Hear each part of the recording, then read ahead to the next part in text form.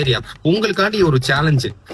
கேகேஆருக்கு உங்களுக்கு மேட்ச் வருதுல, அதுல வந்துட்டு நீங்க ஜெயிச்சிட்டீங்கன்னா, அதாவது ஆர்சிபி வின் பண்ணிட்டாங்கன்னா, இந்த ஜெர்சி கழட்டி போட்டு ஆர்சிபி ஜெர்சியை போட்டுக்கிட்டு ஆர்சிபி தான் கெத்துன்னு சொல்லிட்டு ஒரு கேக் வெட்டுறேன். என்ன நண்பா, சேலஞ்சுக்கு ரெடியா? அப்புறம் நண்பா மேட்ச்ல பார்க்கலாம் வாங்க. தம்பி சொன்ன மாதிரியே கேகேஆரோட நாங்க ஜெயிச்சிட்டோம். தலைவனோட பயங்கரமான செஞ்சுரியும் வந்துச்சு.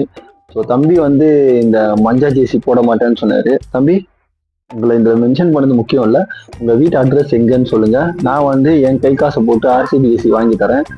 அதை நீங்க போட்டுட்டு தான் இனிமேல் வீடியோ பண்ணணும். சொன்ன மாதிரி சேலஞ்சில் நாங்கள் ஜெயிச்சிட்டோம். உங்களை மாதிரி 1008 ஜோக்கர் வந்தாலும் 2008 ஜோக்கர் வந்தாலும் நாங்கள் எல்லாரையும் சமாளிச்சுன்னு தான் இருப்போம். நீங்கள் இன்னைக்கு நேற்று இல்லை, 2024 உங்களை சூற விட்டதுலேருந்து இந்த மாதிரி ஜோக்கர் சுத்தின்னு தான் இருக்காங்க. விஷயமே தெரியாதவங்கலாம் இங்கே கிரிக்கெட் எக்ஸ்பர்ட் மாதிரி பேசுகிறான். நீங்கள் இப்படி பேசுறதுன்னு தப்புன்னு நான் சொல்லவே வரல.